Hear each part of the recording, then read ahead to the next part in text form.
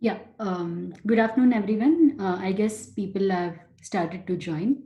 Um, Maybe as before we start the session, if all of us can quickly type in the chat box a quick introduction to ourselves, it would be nice. Since this is going to be more of an informal, um, dialogue kind of session, it would be nice if we kind of get to know each other.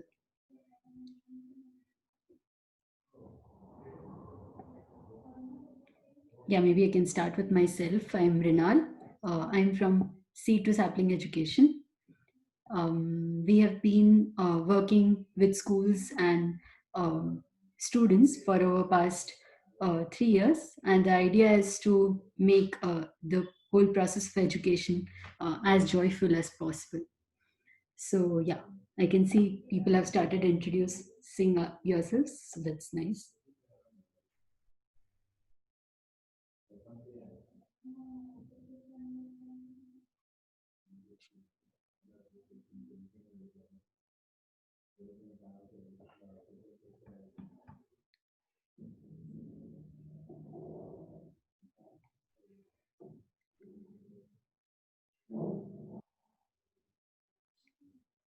Yeah, so looking from all the registrations, it looks very clear that we are a very diverse group of people, people working in different age group of students, people working in different kinds of schools, different cities, and so on.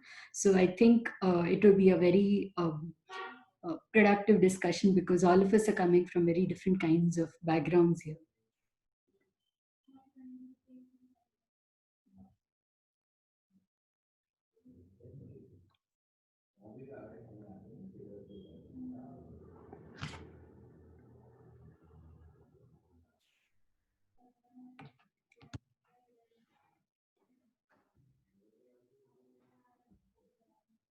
So as we are introducing, maybe I'll also like to tell how the idea for the Teachers Corner came into being. So the idea is to create an active community of teachers and educators who can help each others. We can share our ideas, experiences, learn from what research is saying, and so on. So we started thinking of making such an internal group for us, for all of us. We are six of us, and we decided to meet once a week, discussing all the pedagogy ideas and what research is saying, sharing our experiences. But then we realized why not open it to everyone who would be interested, all kind of teachers and educators. And if we open it to everyone, I think it will become much more of a rigorous dialogue and discussion. So yeah, that was the idea of uh, Teachers Corner. And thank you all for registering for this and sharing your enthusiastic response. Um, yeah, as you can also see in the chat box, people have uh, people have been introducing themselves, and everyone is from different backgrounds, different schools.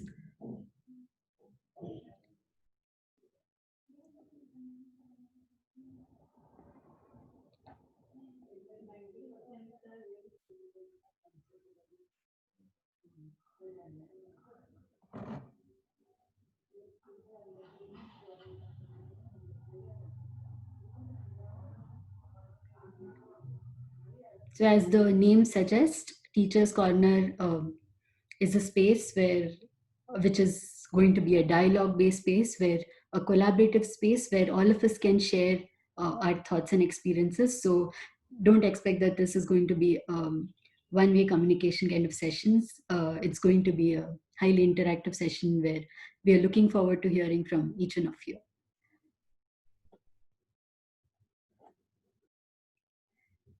Okay, so I guess we can get started slowly. So, what is the agenda for today? The brief agenda is we'll start by experiencing some instances of curiosity and then maybe move forward into thinking about what the science of curiosity is telling us. What is the neuroscience, psychology, uh, pedagogy telling us about curiosity? And once we think about all the conclusions that have come from the science of curiosity, we can think about what we as educators can take away from this. And in the end, we can spend some 15 minutes sharing our experiences, thoughts, and ideas. Okay, so let's begin. Um, I hope so. Since everyone has registered for this session, I'm sure everyone here believes that curiosity is important, either in classrooms or anywhere else. We all come with the basic belief that curiosity is important. But there are a lot of things, thoughts, myths, or beliefs associated with curiosity for all of us. There are different beliefs like or questions like, do curiosity decline as we age, or is curiosity as a fixed trait, or it can be trained? Is it a innate ability to be curious? uh, is it that some people are more curious and the others, and there are others who are just not curious enough? uh, are only a fraction of students curious, and so on? So these are just a few examples. So in the chat box, if there are such beliefs, thoughts, or questions that you have in your mind, you can start sharing, and we can maybe think about them.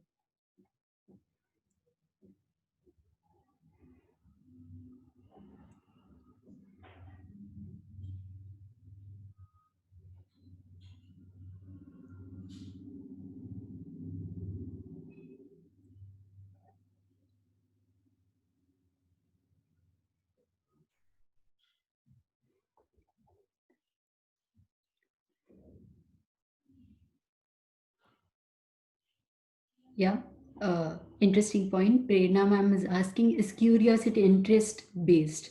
Yeah, uh, basically, I think what you're trying to say is, can you be curious about everything or only about some things? Yeah. Oh, very nice points. First, exposure to something in the way it is implemented might influence curiosity. Curiosity doesn't decline with age. It's only the environment. Okay. Do parents play an important role in building curiosity in children? Curiosity can be trained and developed. Yeah, very nice points. So hopefully, throughout this session, and maybe after the session as well, we'll try to find answers to some of these questions.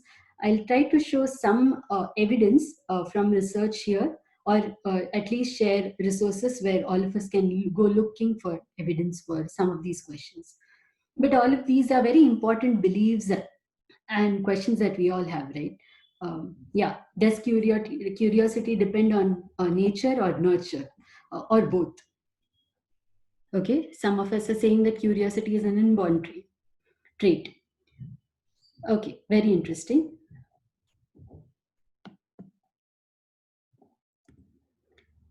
But as we begin to sort of unravel some of these questions, can we share what do we think is curiosity? How would we like to define curiosity?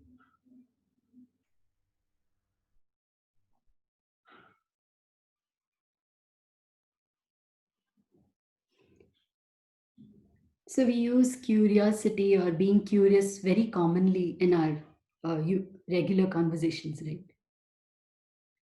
Okay, eagerness to know more, or to know the unknown, the desire to know something which is of interest to that person, a feeling to know more. Okay, to know things deeper, questioning.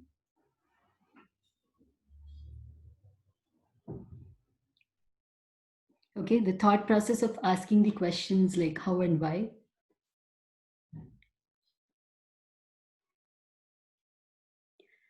Yeah, we use curiosity, even as adults, we use curiosity very commonly, right? We say things like, I'm asking this just because I'm just curious about this. Does it mean, like, just philosophically, does it mean that when we ask something otherwise, we are not curious? Uh, yeah. Okay, enthusiasm to learn, irrespective of availability to repeated asking questions and finding answers. Right. So a lot of us are uh, trying to say that curiosity and asking questions is somewhere related, or the process of finding answers, asking questions, is somehow related to curiosity, or is curiosity, right? So let's get to all of these things. Let's exercise some of the experiences. Let's go through some of these experiences and see if we do experience curiosity, right? So I have a question for all of you. I have this random newspaper with me.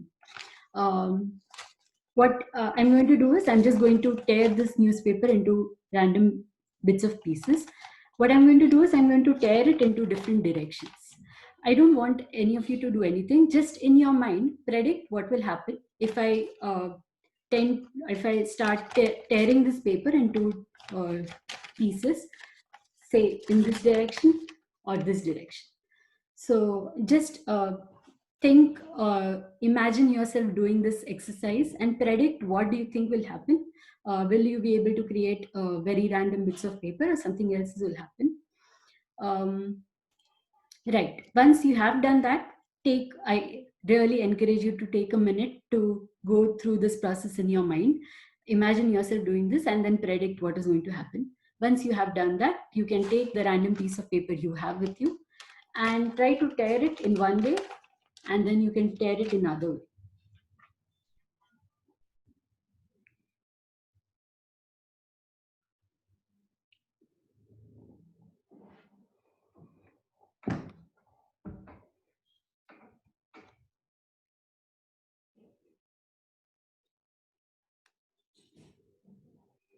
Once you have done it, if possible, you can keep your videos on. uh, yeah, that way we'll all be able to see what is happening at each other's ends. Okay, some of us have already started sharing.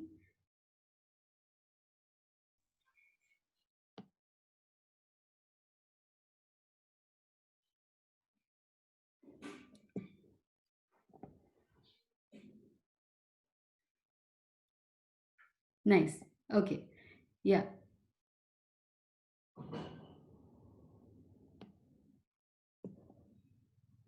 Yes, Deepali ma'am, I think you have predicted now. You can actually go and tear your paper. Try tearing it into different tearing it in different ways, first vertically and then horizontally. And then, yeah, okay. So maybe we should spend a minute doing this. If you have different kinds of paper, maybe you can also see if you get the same experience in different kinds of paper. Is newspaper acting the same way than, say, a A4 size paper or a magazine paper?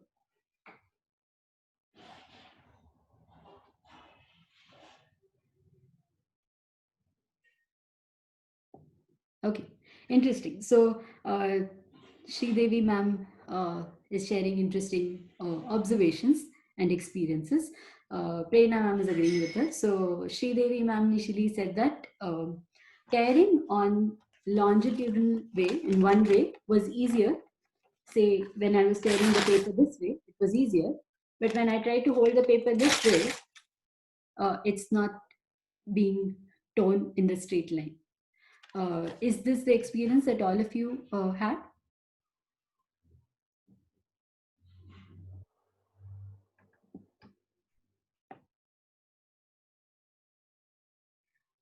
Is there someone who tried with some other paper apart from newspaper? And did you get a similar experience or a different experience? Okay, folding it and tearing it is difficult. Sri Devi ma'am also talked about tearing it into two or three pieces. Yes, that's also interesting observation. Can you tear a paper in two or three pieces? Yeah, right. So when we have a piece of paper, there's so many things we can do, right? So just hold on to the feeling that you had when you tried to tear your paper. Right. So Gauri ma'am is saying that seems to tear either straight, seems not to tear in a straight direction. Okay. Or note paper. Okay. It is difficult with a thick paper. Right. So just hold on to your experience. You might have predicted something initially, right? It might have matched or not matched when you actually tried to tear it. Uh, in most cases, I would expect that it wouldn't have matched with what you would have predicted, right? So there was some mismatch here, and then you might have had some feeling when you were experiencing tearing this paper. So just hold on to that feeling. We'll come to that discussion a bit later.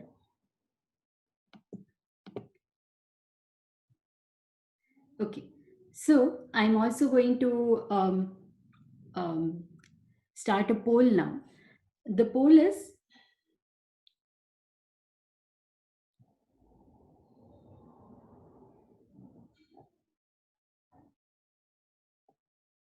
yeah, so there are a few questions in the poll. I hope all of you can see the poll. Can someone just unmute and tell me if you can see the poll?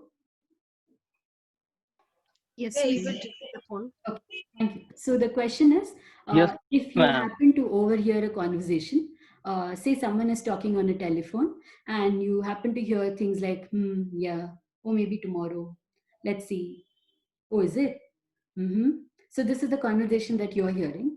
On the contrary, you also hear a conversation, something like, yeah, I thought I'll make this tomorrow, but I haven't been able to complete my assignment today. Did you complete your assignment? So these are two kind of conversations that you happen to overhear. Which conversation will make you want to know more about what is happening there? And again, of course, there are no right and wrong answers. There are different kind of experiences that you all might have had. Okay, so people have started voting.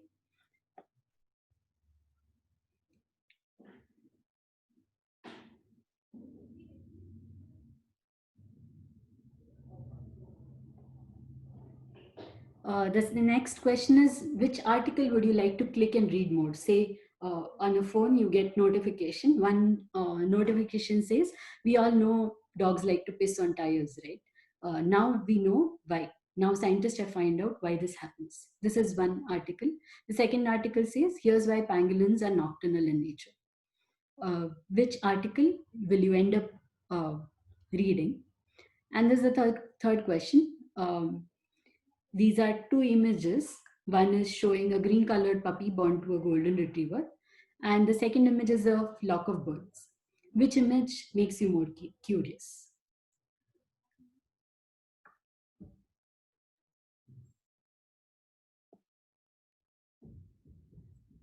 Okay, few of us have started responding to the polls. Let's take a minute.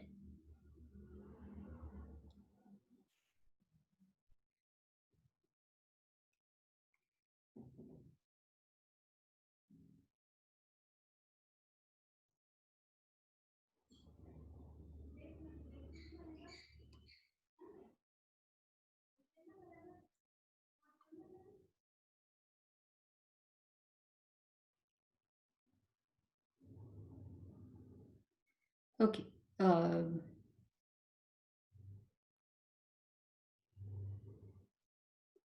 I'm ending the poll and sharing the results. So here are the results that we found.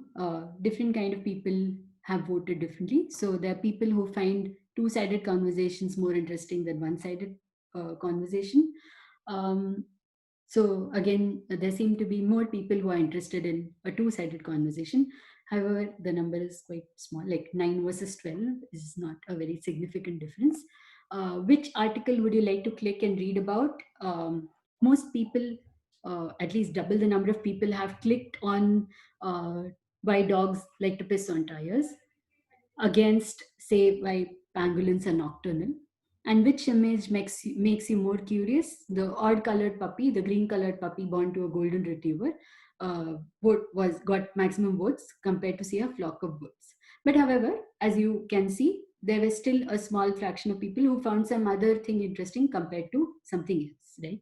So now that we have gone through these experiences, either tearing the paper, voting for any of these questions, what can we tell about curiosity? So based on all these experiences, I hope some kind of curiosity was um, inspired in every one of us. So what can we tell based on these experiences about curiosity?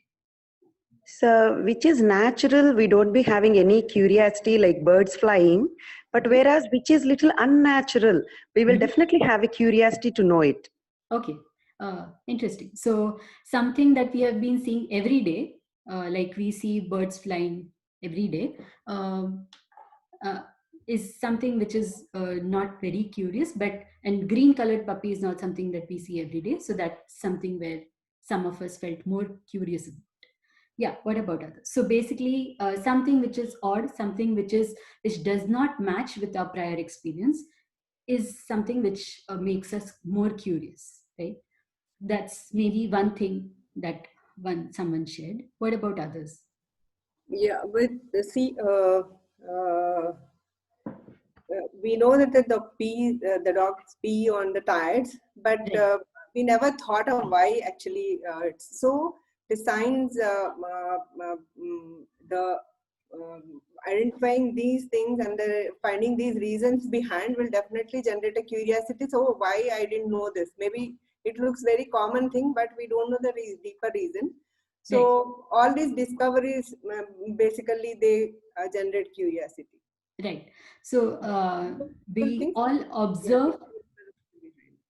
Right. So, but in this example, you are contradicting the earlier example, right? The earlier example was we see birds flying every day, so we don't really feel curious about it. But in the next example, we see dogs pissing on tires every day, but we felt more curious about it. So there's some conflict here.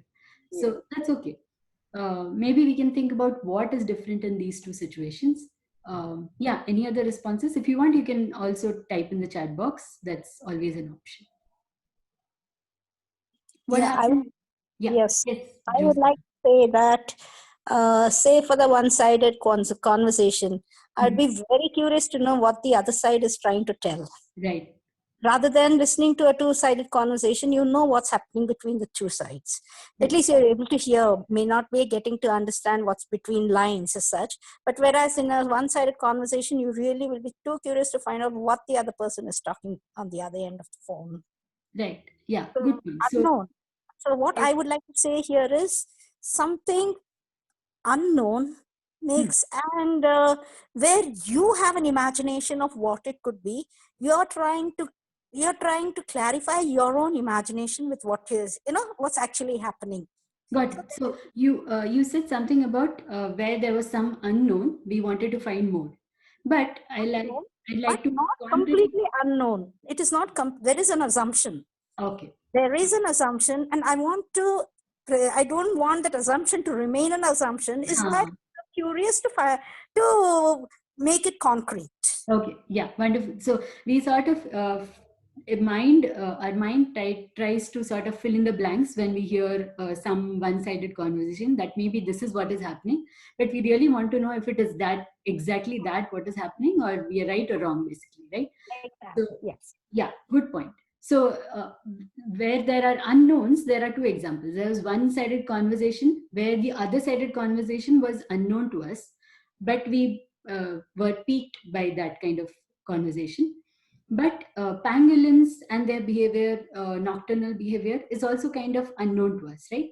And that observation was kind of voted low. So complete unknown uh, Yes. wasn't something which was making us very curious, but some known factors were there in case of one-sided conversation, where our mind was trying to fill some gaps, and that was kind of more curious. That was something which made us more curious. Yes. The Right, reason behind why the pangolin did not make you very curious is because we don't see a pangolin on a daily basis, right. and it is not, and it also depends upon the environment in which it is it's available for you to get curious. Probably, if only I see the pangolin, I would like to know more about it. Right, yeah. So Otherwise, maybe there for are books, people and who, theoretically, you get to hear a lot more about it, and you'll be happy about it. right. So maybe I for would people also like to put in that I think the way that the question was posed, that we all know that dogs pee on tires, but here is why. I think even the way that the question was posed kind of evokes curiosity, the way it was presented to us, right, very good to point. some Yeah, extent. yeah, I agree with you, Shilpa. So, right. So, Um, with the any other dog thing? pissing also, there is a kind of understanding why it actually does this. Marking territories is what we know. Now, when you have posed this question, I had a curiosity to know if there is something more to it rather than just that. Right. So it need not be only unknown. It could be known. To know further also, there could be curiosity, is what I would like to say. Right. So Shankar also says something very interesting. He says that there are several nocturnal animals. So some other animal being added to that list wasn't something which made him curious, right? It was just a fact and maybe some explanation about that fact, right? So that wasn't something that was very curiosity bringing. So yeah, I think these are all good points. And as we are looking at these examples, it would be nice if we start sort of, thinking on the meta level as to what are these factors which are eliciting curiosity in us. When we think of specific examples, maybe we can also start thinking on the meta level. And then, yeah. So, curiosity, as all of you said previously, is nothing but information seeking behavior. We want to know more. So, sometimes we want to know more when we see something different. Sometimes we want to know more when we hear something different. But we want to know more. It's some way of getting information.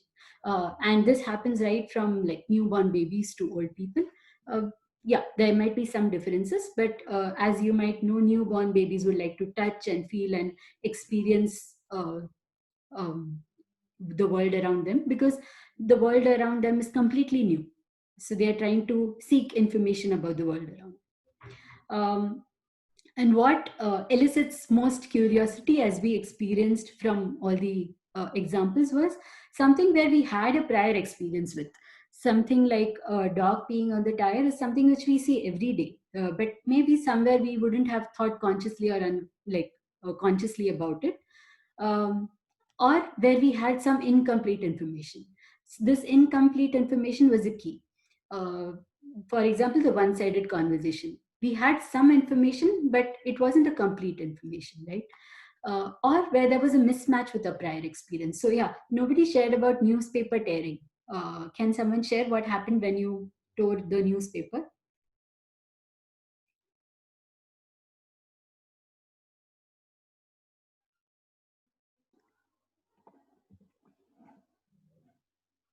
Is it there in the chat?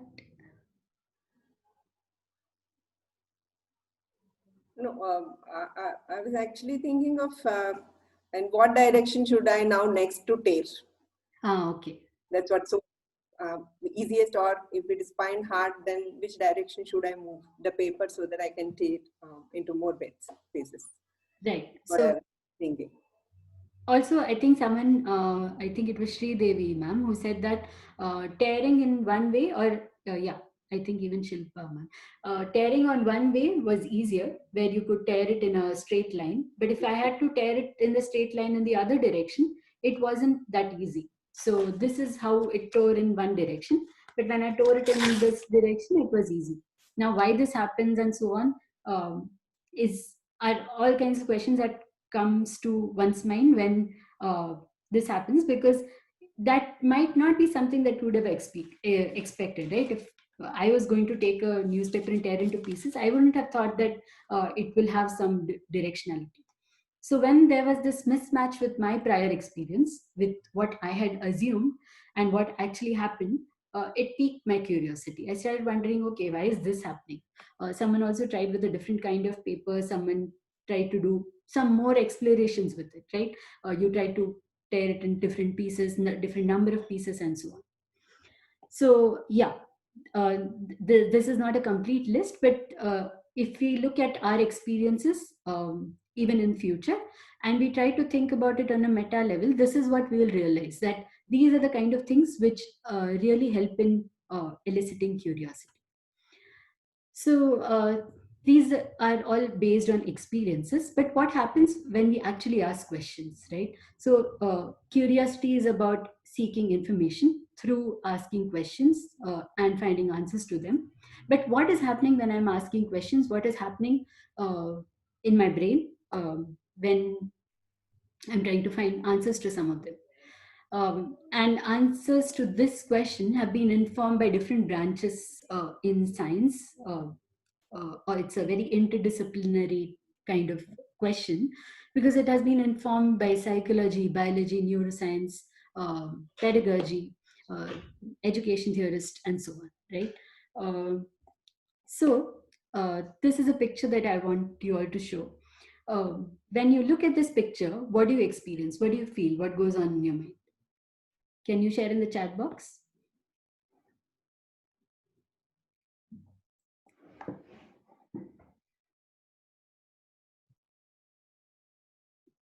Yeah, blurred. This is what I'm seeing, a blurred. But what is the emotional response that this blurred picture is eliciting? Okay, Gauri ma'am is saying that she really wants to make it clearer. Okay, dreamy is what? Crowded. Yeah, I can see you're describing the picture, but what is the emotional response elicited by this picture in your mind? How do you feel when you look at this picture?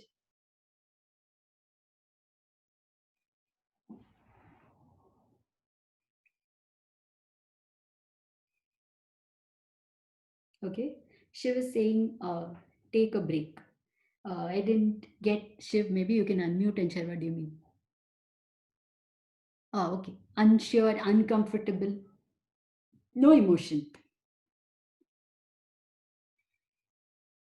Okay, you want to know about something about the picture, maybe location. Prerna ma'am is saying suffocating, disturbing. Okay, maybe we all will try to soak in this uncomfortable experience for a while. Just keep looking at this picture.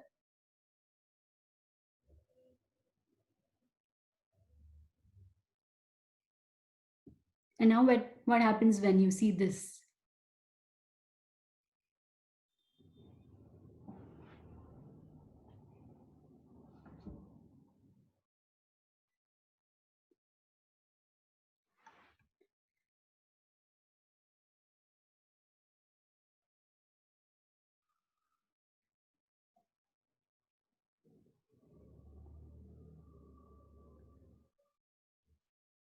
Right. So clarity, relieved. Now, when it's blur, we keep on imagining about different things, what we may look forward for. But when you give us a clear picture, there is nothing more to imagine or guess. Okay, yeah, that's a different perspective. I'd not thought about it from that angle. Yeah, so when it was blurred, there were so many possibilities there. Maybe it's this, maybe it's that, maybe there's rain, maybe someone has clicked the picture from window. But when it's clear, it's just clear. I can see what, of course, even in this picture, there can be so many more questions that can be asked, but I get the point. Right. So now, if all of us were sitting in, say, fMRI machines, so functional magnetic resonance imaging, where people try to find out what kind of brain centers are activated when you go through different kind of experiences. For example, when you're gaming, what happens? When you're quizzing, what happens, and so on. Say if all of us were part of some psychology study or neuroscience study, uh, can you imagine what would happen when you were experiencing these two things? Yeah, hi. When the blurry picture, my brain would be asking the question why, and it would be the neurons would be really active to know what it is. And the other one is really blunt, so I'm not thinking, I'm just taking the information and it's going directly. Right. So it's Good just point. the two connections. So activity of neurons might be higher in one picture versus other. Right. That's a good guess. Any other guesses?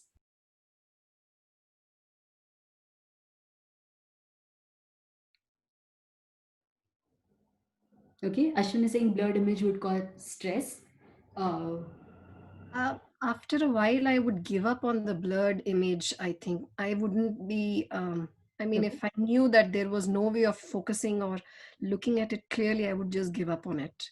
I Okay, don't. that's a good Maybe point. I'm But not a very there is positive. a time zone where this would have happened. Initially, it might have made you curious, and then you might have given up on it. Yes, after a while, I would say no. I don't want to find out what it is. Right. Okay, good point. So let's see what neuroscience says when people were given similar images. So in the left image is the image are the kind of centers that are activated. So this is just an image of a brain, and the red dots show the kind of centers that are activated in the brain. And the left image is where people were shown blurred images, right?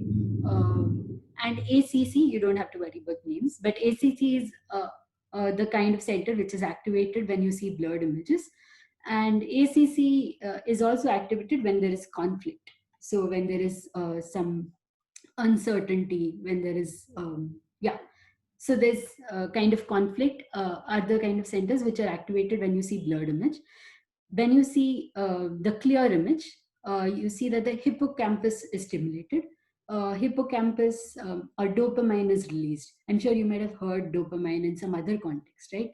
Which is interesting. So hippocampus or dopamine release are associated with joy, ecstasy, even say drug addiction. So when you Even feel reward. even reward, yeah. So these are reward seeking behavior where the incentive is reward, right? So that's very interesting. So both of them are is the path of curiosity. Say when I get curious, I get go in the zone initially of being in a conflict state, in an uncertain state. Okay, what is this exactly? What is happening? And then suddenly, when I find all my answers, I go in the reward state.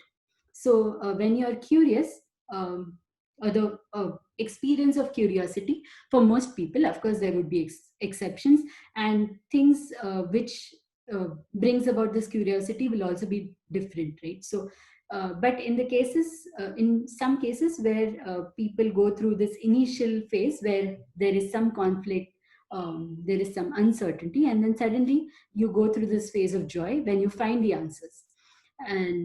And it's also addictive. So you can train your brain to go through this phase again and again. So that's interesting. And why would it be interesting? Why is it? Is there someone who wants to share anything about dopamine, or anything that you found interesting about this?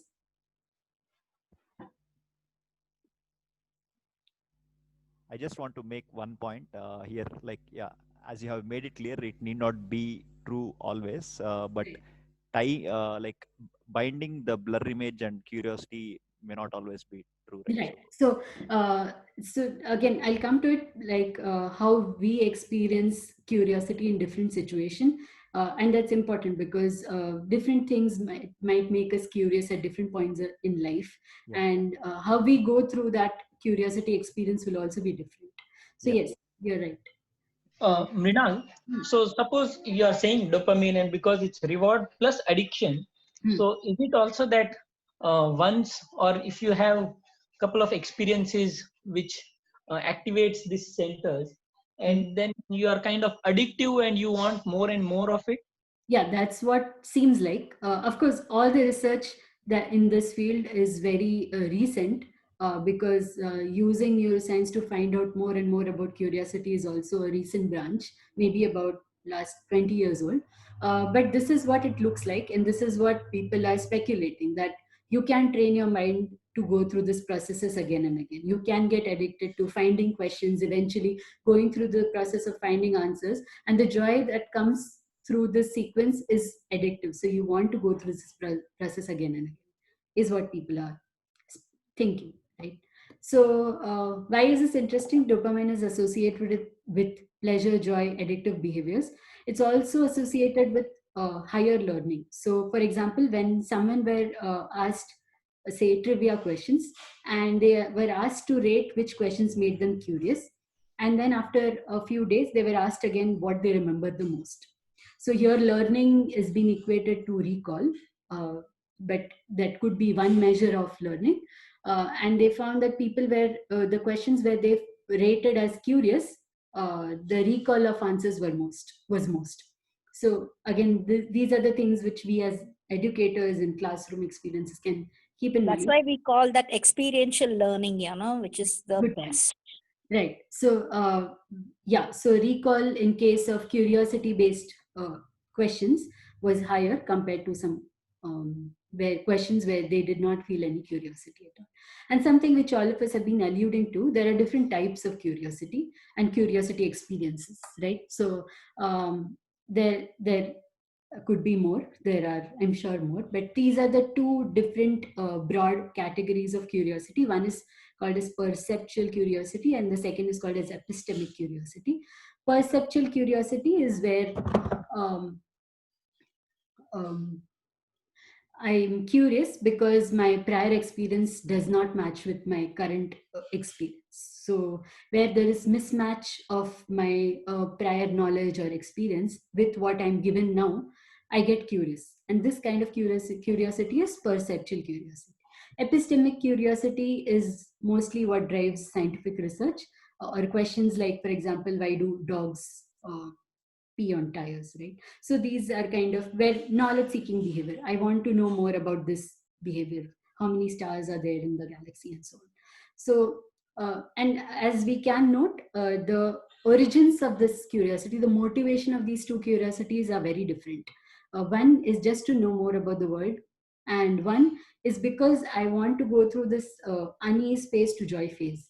I'm having an unease, I'm going through this uncomfortable phase where I know something about this, my experience tells me something, and I want to clarify this. And yeah, so uh, if you look at the classroom experiences of school students, I think mostly it will be perceptual curiosity because there's so much unknown in that age. As we become adults, as I think someone rightly pointed out, we know so many things about birds that we might not get curious about birds. But if the same images were shown to, say, a class 5 student, I'm sure the rating of the two images would have been very different. So, yeah, both curiosities happen throughout our lives, but the age or socio-economic factors and so many other things might have some role to play about which curiosity acts more and so on. So this is something that someone said initially, right? Does curiosity decrease with age? What do you think? Any thoughts on it? No, I Statistically, don't think so. yes, need Yeah, not sure, be. sure. Okay. No, No. I believe no. We know so many elderly people still working out, like Einstein worked till he was on his deathbed, right? Okay. So That's it it. totally depends on what that curiosity is about and how much we are pertained to find out the answer. So, Shravan, you said yes, statistics said yes. So, do you want to give evidence? Why do you think so? Or So it's general observation, right? So you see, as people grow older, they seem to be disinterested. I mean, they go towards that path. It's okay, so majority. It's not 100%, but this here is the the evidence is majoritarian. asking questions. Is that what you're saying? People ask less questions as they grow old?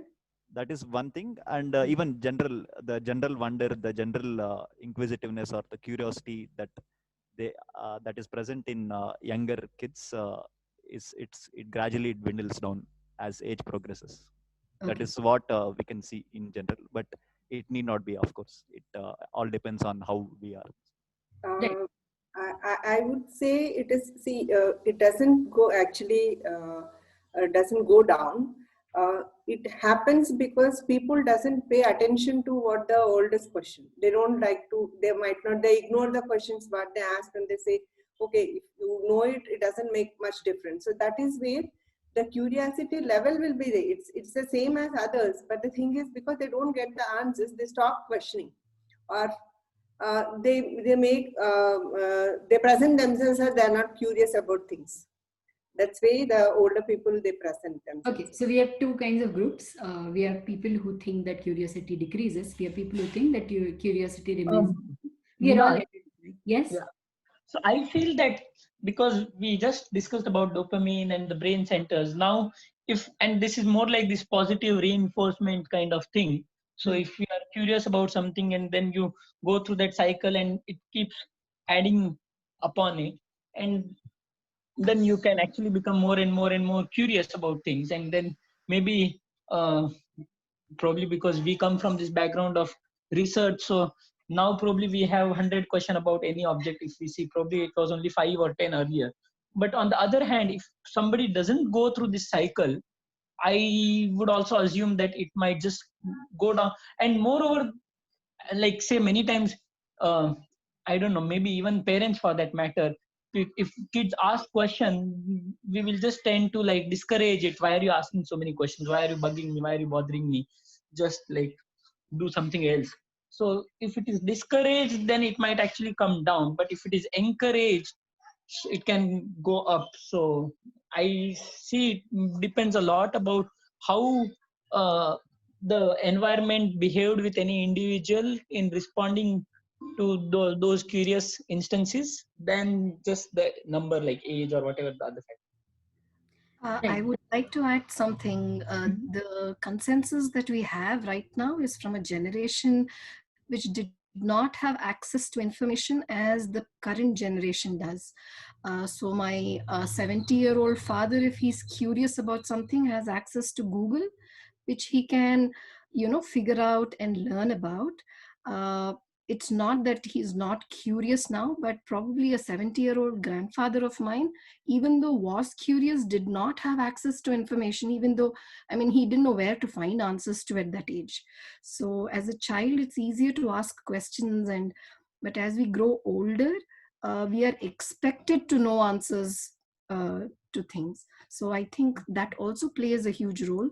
So whatever statistics we might have might be from a generation which was before this. So it I could think be. what Shilpa is trying to say is an important point. So she's saying that society expects adults to know, and that way, if I'm expected to know, and if I am then asking questions, then it sort of contradicts with what I'm expected to do, right? If society expects that me as adult, I should not be asking questions, but I should be knowing things, then I will sort of reduce my asking questions. Yes, yes.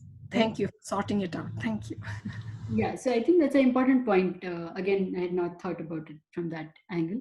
I really like this image. These are like few 70-year-olds maybe peering into the phones, which I think, especially because of lockdown, has become a very common sight at everyone's homes, right?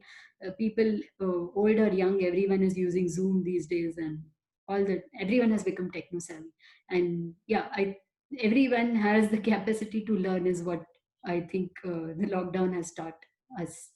So I really like this pictures. Yeah, it tells a lot of things. So let's see, we had some feelings. Now let's look at the numbers. Let's see what the statistics say. So these are curiosity episodes measured per 2 hours. And you can already see the curiosity episodes dropping from KG to kindergarten to grade 5. So if the curiosity episodes per 2 hours were say 2.5 maybe, in grade 5 it drops down to around zero point 0.5. So that's a drastic drop in curiosity episodes. Let's look at what happens when we look at a general population. So these are 5-year-old, 10-year-old, 15-year-old, and adults who have passed out of college. And so NASA has developed an interesting curiosity test. They developed this a few years back. And this has been a cornerstone in the curiosity studies about measuring, quantifying the curiosity. And it's an interesting test if anyone wants to have a look. So this is how people measured on these tests. These are same people which were, so this is an observational study done over the same population, about I think 1600 students, of course based in US. So 98% was how they rated on when they were 5-year-old. It dropped to about 35% when they were 10-year-old, and 15% when they were 15-year-old, and about 2% as adults. So this is how fast the curiosity drops, and this is how drastically it drops, right? This is of course based on one test, but I'm sure it is something which we experience every day. I could see a lot of us thinking about why this would be happening. So let's think more about, why do we see this drop? Why do we stop asking why? So what do you think could be the reasons behind this drop? I'm sure as teachers, we would have experienced how students reduce, like asking questions. The number of students asking questions reduces as they go from seventh to eighth, or I don't know, fourth to fifth, and so on. So, why do you think that would be happening? See, going to middle school and high school, children will become very conscious to ask something, a feeling that what their friends may think about and all. This thing won't be there with primary. So they come up with whatever questions come in the mind, they immediately ask the teacher. Okay, so that's one point. So I think this was something which someone had mentioned in chat earlier also, that maybe how extrovert people are or how comfortable they are to ask questions. That is one possibility. Let's assume that we have to write questions and ask. We don't have to like speak out loud to ask questions. In that situation, what do you think would be the reason? The other thing could be because we start learning by our own. So the self-learning process starts from KG to like middle school or high school, wherein you yourself you are exploring things and you ask less questions. And if you have a question also, usually we'll try to figure out the other way to find it out instead of asking teacher. Okay, because we have so many options to find answers. That is one reason where the questioning capacity, or I would say the curiosity of questioning, goes down from lower age to the higher age. Right. So what Shanti ma'am is saying again brings a very important point, that does technology or internet access to technology, does it decrease curiosity? And it's an important question that we can think about. So maybe these are some of the reasons. Any other reasons someone wants to add? I think Pankaj has said about being fear of being judged. Any other points? One more point is like we get curious or we wonder about things when we pay attention and we realize we don't know something. As we age, this ability to pay attention to things gradually comes down. So that could be one of the reasons also. Right. So this is also very interesting. Paying attention and curiosity has a correlation. In fact, research shows that there's an inverse correlation. Curiosity, in fact, is related to being distracted. In fact, in the early days of philosophy, curiosity, if you look at the literature, curiosity is being frowned upon because it is a measure of how it was thought to be a measure of how distractive you are.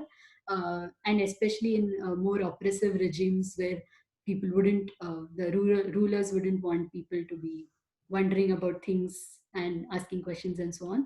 It was mostly frowned upon in history, until people realized that there is this sweet spot in being distracted. So how much can you be distracted enough to find interesting answers or interesting questions in the process, and distracted so much that you just lose out, zoom out, zoom, like lose the focus completely, right? So yeah, attention and curiosity are really linked. Is it possible that we the priorities as the children grow older change, and then they figure out that if they did this, it works for them, like scoring marks, so or something else, their priorities change over time, and Right. that's quite possible that their curiosity decreases about other things at this point in time. I'm not sure. It could be one of the possibilities. Right. So priority. So being graded and scoring marks becomes a priority. Yeah, all of these are important points. But one point that I came across in the whole of literature really stuck with me. And the point was, what happens when young kids really ask us questions? What do we do as adults? So Pankaj initially talked about discouraging questioning. What else do we do apart from discouraging? If you remember yourself, what would have happened when you were asking questions? If you remember, as a young child, you might have asked a lot of questions, and what happened to them? We usually I try. think going back in time, sorry. Yeah, please carry on. Thank you. I think going back in time and, those days, if you asked question, of course, the parents might have lost the patience level of answering and, really thinking about how can I answer this question or how can I get away of this situation and come back and answer or whatever. That patience level itself, and probably always stopped at saying, why are you asking so many questions? Why can't you just go do this? Right. That's a complete barrier there. Right. Yeah, I think that's also a good point. What research says is a lot of questions remain unanswered. When we ask questions, or when kids ask us questions, uh, not just we don't give answers, but we as adults also don't show kids a way to find answers. So there is a phase of this initial uncomfort phase where kids are, but it never goes to the joy phase where you have to go ahead, move from asking questions to finding answers. So I might have like 20 questions every day, but if I don't know what happens to those 20 questions, how to find answers to them, I will automatically, my that feedback loop will break. So I will ask, okay, fine, anyway I'm not getting answers, I will stop asking less and less questions. So I think this was a very revealing thing, because that's something which happens so frequently, right? This is something which happened to me. I'm sure this must have happened, and we also might have done it to so many younger kids. Even if the questions are complicated, I think empowering kids to find answers to their questions is not happening, because of which people ask less and less questions as they age, because question remains just questions. They don't turn to answers. um, do you all agree with me, or there's some other thought? But being okay with not knowing something is one very important aspect for us to go ahead, right? Otherwise, what generally happens is we tend to make assumptions or conclusions for which we may not know answers, and this happens as we age. We generally form conclusions and assumptions about just about everything for things which we don't know what actually happens. So Yeah. there is Uh, some comfort level in making assumptions and conclusions rather than in the state of not knowing the answer. Right. I think what you're saying is also important, that, but like Shilpa said some time back, that there is a time frame where you will be comfortable in this unknown, this uncomfortable state. There'll be a time frame where you'll be comfortable in being uncomfortable. But if it stays forever like that, you will slowly stop being curious, right? So there has to be some closure, at least to some things, and even if not, I think even reaching to the phase of coming up with assumptions or guesses about what could be happening itself is one way of resolution. So right, so I think what we as curiosity, where I'm muted by someone.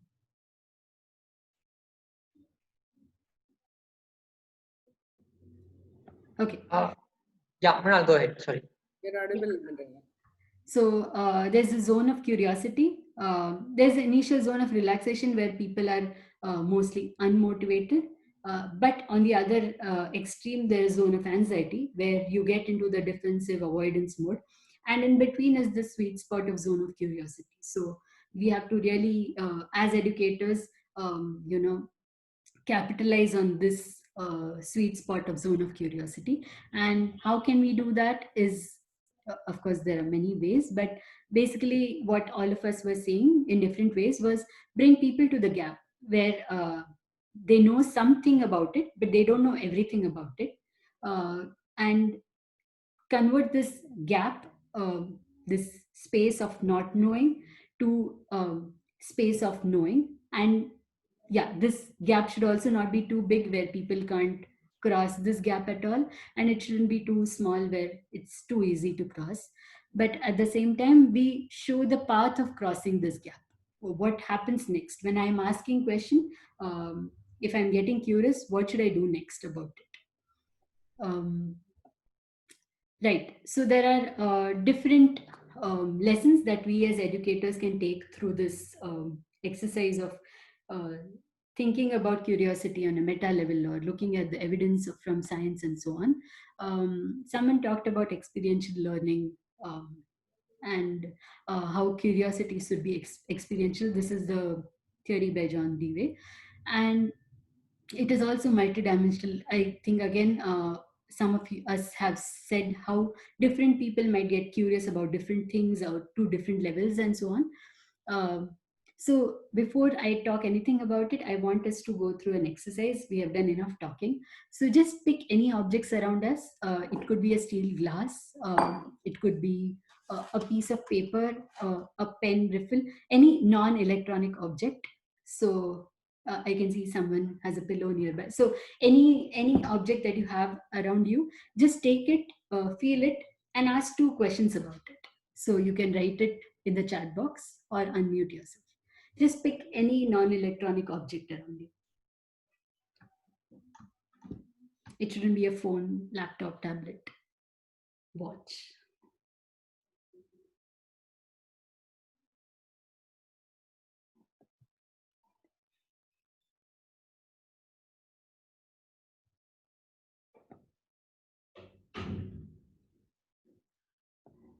Mrinal, I didn't, pardon, can you please repeat? Yeah, so just pick any object around you which is not electronic. It could be any object which you can just take in your hand and feel. It could be a pen, pencil, eraser, sharpener, a steel glass, anything. Just pick any object and ask 2 questions about it.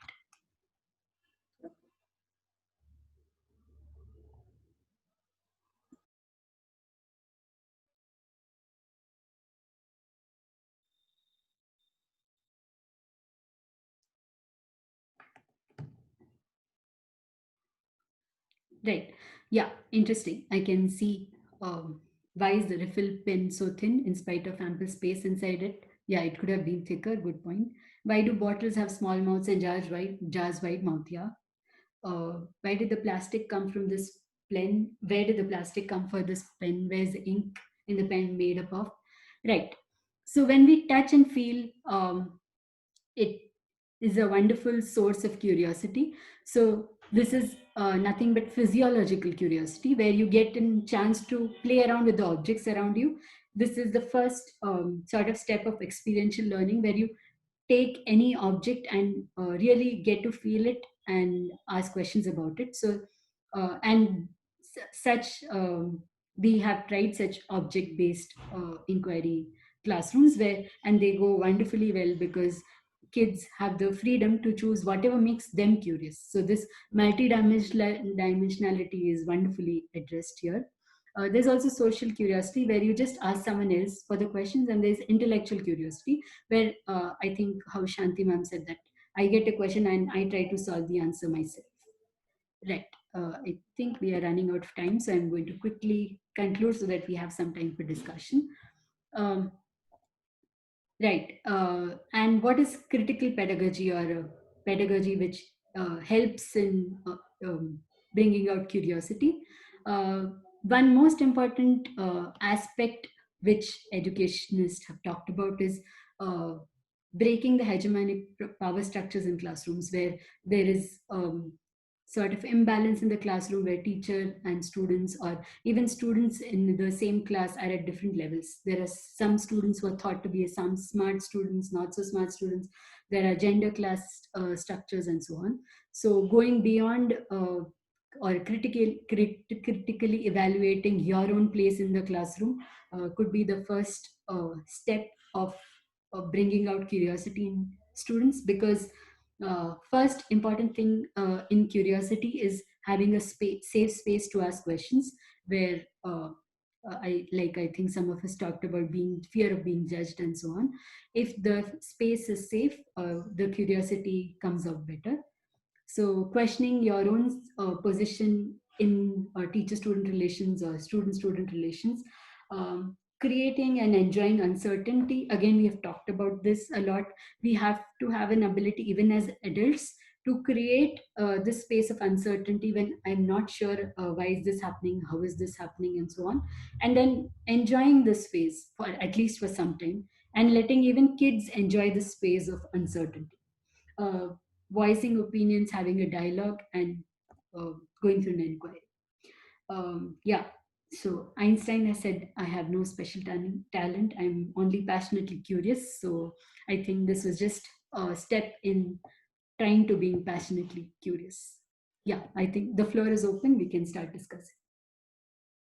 If anybody have tried things in your classroom which worked wonderfully well, or which didn't go well, or any other things, reflections that you would like to share, yeah, we can start now.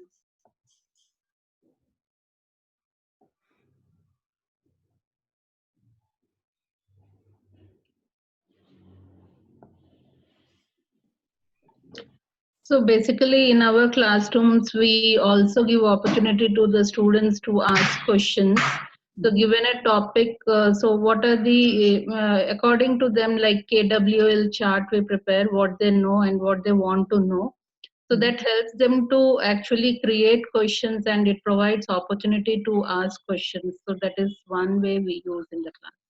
Right. Yeah, that's a good point. So KWL, for people who don't know, is a kind of method where you can bring out questions where students are asked what I already know about this topic, what I want to know, and what I've learned. Yeah. Any other questions, thoughts?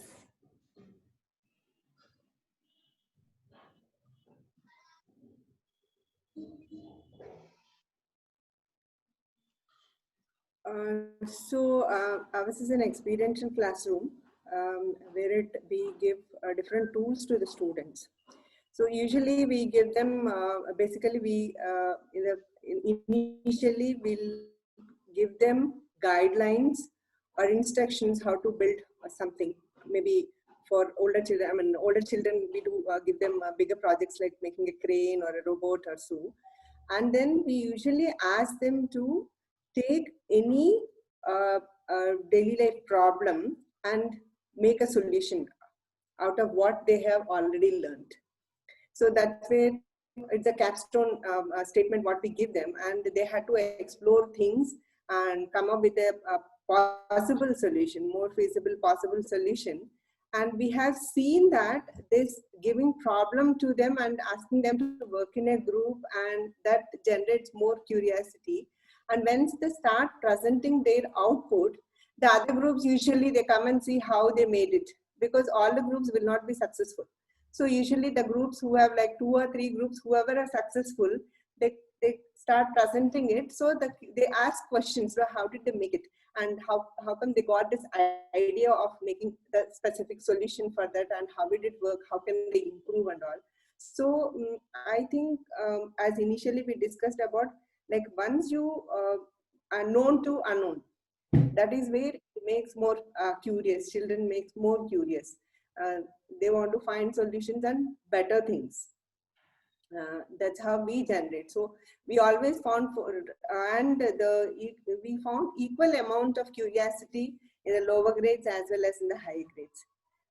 Children are, you feel that in the lower grades they're more distracted, but no, of course they seems to be distracted, but they work. The collaboration we have seen when they're finding a solution, especially. Nice. That actually makes me interesting. Like, working with younger kids is more interesting when you come up with, seeing the older kids. Right. That's, I don't know. I enjoy working with more with younger kids to class 5. Yeah. Nice. Yeah. If anyone wants to ask any other question to anyone here, I think that's also possible. Hello, everyone. I have a follow-up question on that. So we also observe this, that like lower grades, the kids are very curious, but as they go to the higher grades, somehow they are not opening up. They don't want to participate. So if anyone has tried anything with the higher grade students, we would love to know from everyone. I think we feel that they should be given open-ended questions. They shouldn't be judgmental.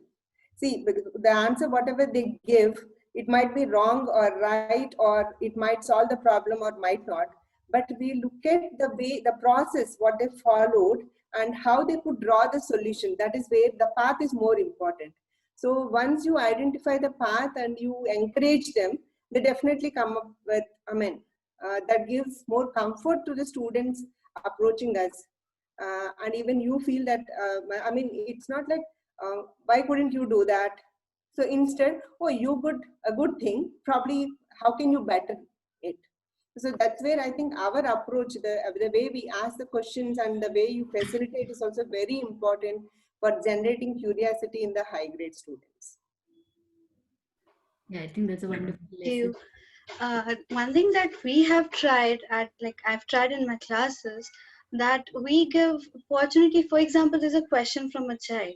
Instead of me answering, because then I'm the elder one, and it would create a age level gap. So I would request other students to answer. What do you think about it? And let them explore. If they don't have the answer, give them time to explore, to research, and then come again next day. Might be we'll have a discussion. So instead of one child thinking on that, like, having that question, I would have a class of 40 who's engaged with that thought process, and more students would be benefited in that way.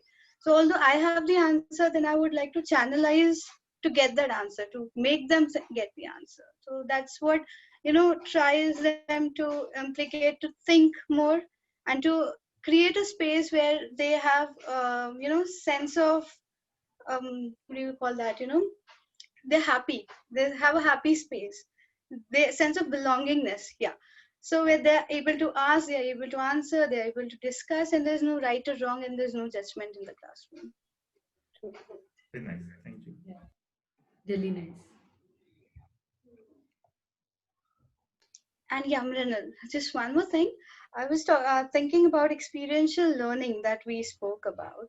So it just struck me that when we used to have the hook in the beginning of our class, the hook that we use before the lessons, it's really important. And what I really took away from today's class was that mostly the hooks are based on something related to the students, and then we take it to the theoretical thing, because we have to complete the syllabus and all the obligations. But also because today you taught us, I really learned about the two types of curiosity, right? One is knowledge based and one is like about their experiences. So it would be really nice that I'm going to try is to create a hook which have their own previous experiences, plus where they will be able to find some knowledge and would be curious to know more about it.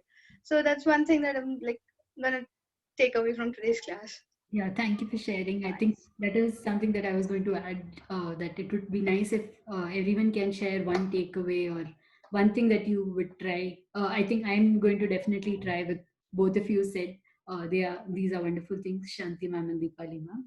Yeah, if all of us can share one such thought, it would be nice. Yeah.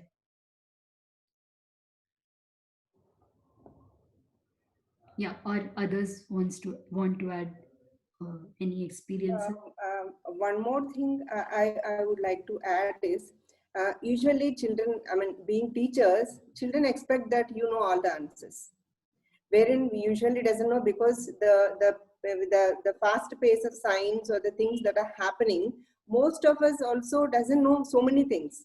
Yeah. When usually children ask questions, we try to answer with whatever knowledge we have. Instead, if we agree, like, okay, we say that, oh, I might not have that much knowledge what you're asking. Probably I would like to research a little and come back with the proper answer, the right answer. So that will help children that understand that even teachers also doesn't know a lot of things, but they are also learning. So that curiosity, you have to tell them that even I am in the process of learning. I know a little more above, beyond you, and you know a little less. That's it. We are equal. So we are learners, and even I had to do research, whatever the questions you ask. So when you open that channel to the students, they'll be free to ask, and yeah, they would like to ask questions, and you are guiding them to do research and to keep learning. That's what you are guiding them. So I think that is one more thing what we had to present to the students, that we don't know everything. Yeah, good point. Adding on to this, I think it would be better if we break a complex question into small bits and chunks and make the child understand in a step-by-step process. So by asking more questions which can create curiosity or inquisitiveness, then the child will be able to understand or know. And added to that, suppose by chance the child is not able to understand, or he has done something, we should not negate it. First and foremost, prima facie, we always negate it. So when we negate, no, there the curiosity itself is killed.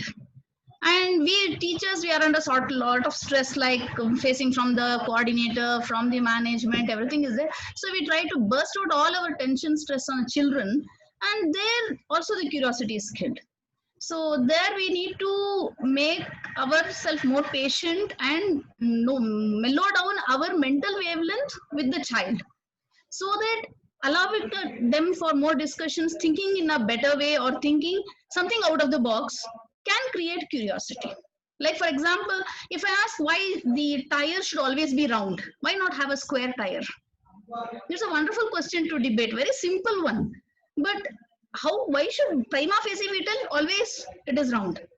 But why should it be round? Nobody asks, and even we also don't even provoke the child to think in that direction. So allowing some space, it's all more of handling a particular classroom session that comes only with experience, I feel. So there we can build curiosity. That is one thing. Yeah, I think what Sridevi ma'am is saying is important. There are some kind of questions which are good to bring out the curiosity. So we can really reflect and think about what kind of questions are these and what are the characteristics of these questions. So not all kind of questions can bring out curiosity. So yeah, so I think someone sort of hinted towards asking open-ended questions or such questions which do not match your real world scenario, like having a square tire or a triangle tire and so on. Yeah, I think these are examples of questions. Maybe we can think more about yeah, what are the questions which bring out curiosity the most. Yeah, Prerna, I was saying a wonderful point that my key takeaway is to consistently keep the journey from ACC center to hippocampus alive in the class. Yeah. Yeah. Of course, the journey shouldn't be too short and the journey shouldn't be too long. If it's too short, then the curiosity will be killed. If it's too long, it might again dampen the curiosity. Right. So that's all from my side, at least. If others want to keep adding, we can be here. Next month, we'll meet again. As we said, this is going to be a collaborative session, and in the form we had asked if you would like to be a presenter or co-presenter. You can get in touch with us if you have some topics in your mind or some themes in your mind and you would like to be the presenter for some session. Next month, we are thinking of having a session on Mathematician's Lament, which is a book by a mathematician, Paul Lockhart, and his lament about how mathematics education happens and so on. Yeah, we can, if possible, all of us can get quick access to the book and maybe quickly go through it if possible. Ashwin or Shiv, do you want to share where can people find the book? Could you please come again with the name of the book and the author? Yeah, I will just type in the chat box. Yeah, the name of the book is Mathematician's Lament by Paul Lockhart.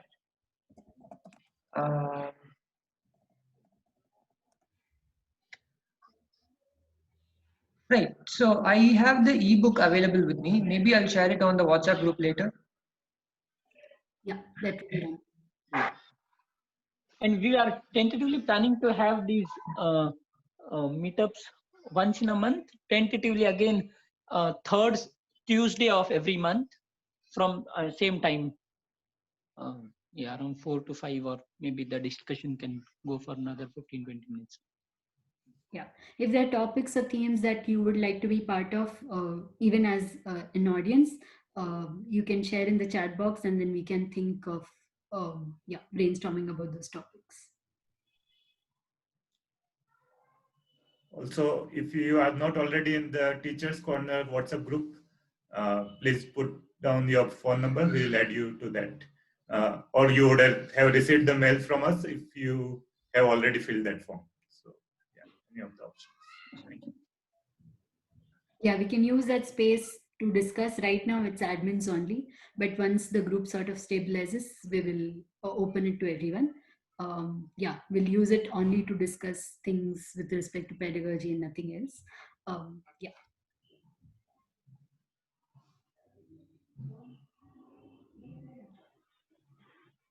Hi, can I share something? Yeah, very interesting discussions, and I would like to share some perspective from what experience I've had working with older children. Is one, the pressure today is about having to cover a lot more content, kills curiosity to a big extent. And having less, let's say I want to invoke some curiosity in a child for my own experiment, is if I say let's take a glass, maybe what it is made of, plastic or whatever container, but we are also boxed as teachers to be history teachers, mathematics teachers, physics teachers. We can't cross over boundaries. But if I want to go into volume of the cup, if I'm an history teacher, and if I want to think about how glasses were across generations, going back right up to 2000, 5000 years, then coming back to what are the ways in which they used to make, to what are the ways in which we can measure. Now, see, I'm crossing domains here. But as teachers, we have been boxed. So if the teacher cannot be unboxed out of their own curiosity, how can we unbox the children's curiosity?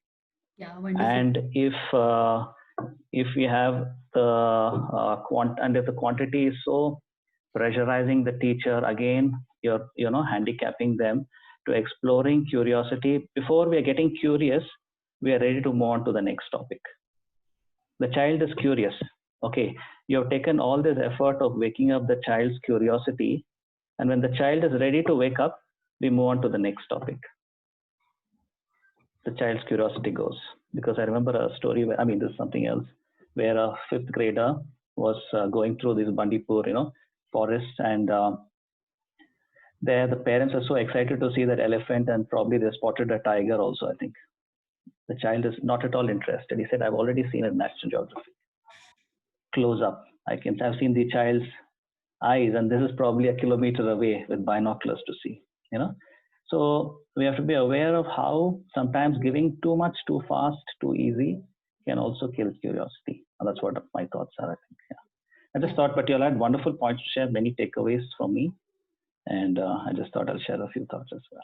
Yeah, I think this is a wonderful point. So this also brings out some other topic which came earlier, that is internet or technology killing curiosity? So what research says is quite conflicting. There are, of course, people who think that it is, but there are also a group of people who think that it does not, because it frees our mind to getting information to questions which are anyway, answers are out there. And once you have those answers, then you can move on and ask more questions which are really which can be found out through scientific process and so on.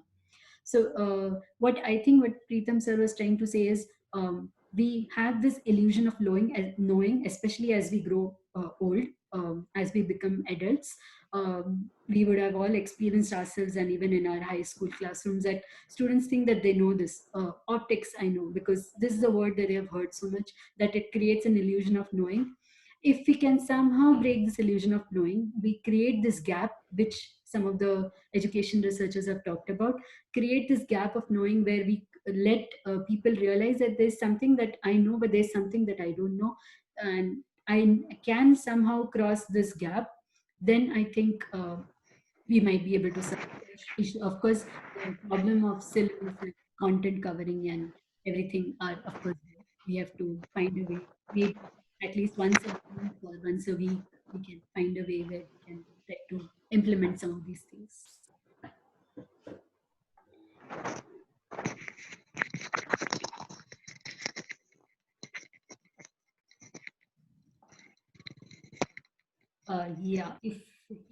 Is that all? Anyone else? Yeah, but definitely one thing I got to know is, if you instantly answer a question, it will be ended there. But if you give some time so that the question dwells for a long time in the mind of the child, definitely they will never forget the answer for it, right? Yeah, that's a wonderful point. Yes. One more thing, that may be a slightly next level thing, but do we even have to answer? Or can there be an alternate to giving a direct answer? So maybe we can just think about it. Maybe in some future session, we will dwell more into it. Okay, thank you all for the wonderful discussion. I think it really helped that everyone was very active and sharing their experiences, thoughts. Let's hopefully continue this throughout the year at least, and hopefully form a community of educators who will help each other. So Thank you. Yeah, good evening. Yes, Hello. Yeah, okay, can I say something, my experience? Because I'm sorry I could not join the whole session. I got into it late, and so I have missed a very good part of it. But then I still want to share something from my side. That we are talking about the curiosity, and what I observed in my teaching tenure, that as children grow, their curiosity starts diminishing, it's just becoming less and less. It was my experience in the lower teaching, the primary grade, that whenever we used to have exams, after once the child used to finish the paper, they used to draw something. It was a girls' school, so they used to draw. But then I went to the higher classes, and there I observed that as they finish the exams, they lie their head down and just were not doing anything, put their pen down, and then.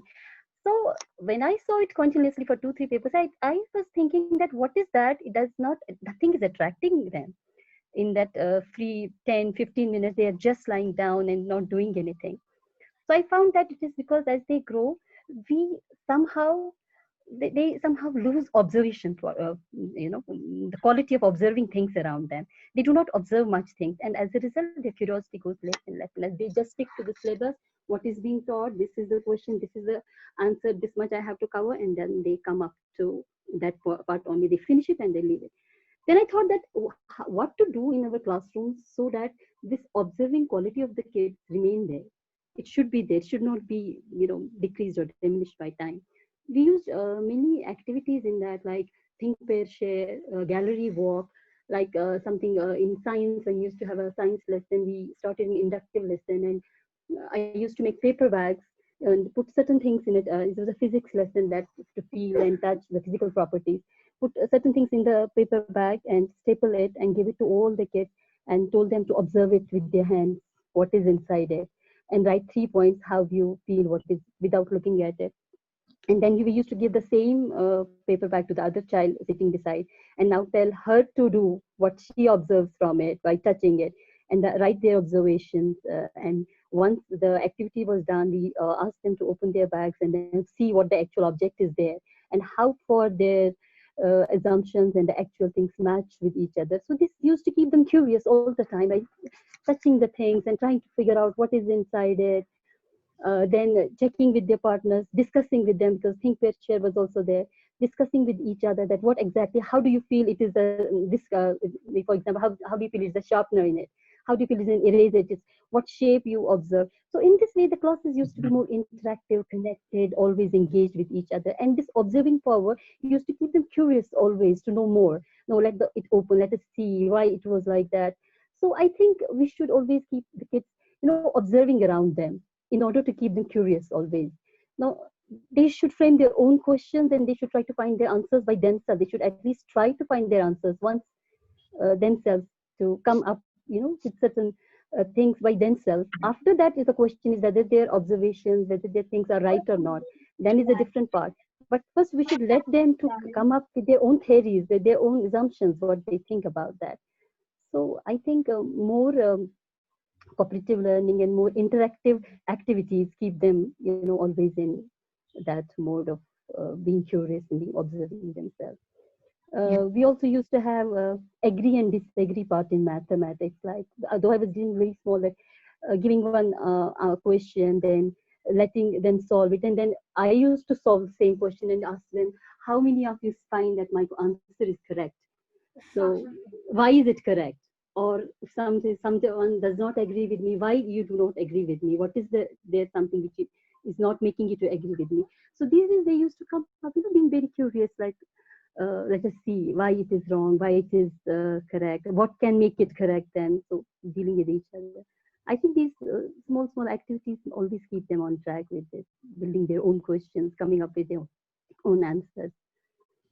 Yeah, I think all your experiences and ideas were wonderful, especially the observation about kids putting their heads down. I can so relate to it. Even I think I would do that as when I was in high school. So, yeah, uh, thank you for sharing.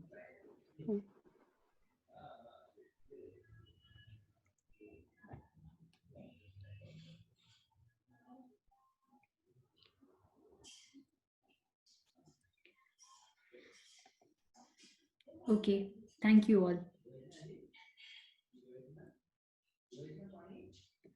Yeah, if someone has not joined the WhatsApp group, please join it using the link which we have sent you on email.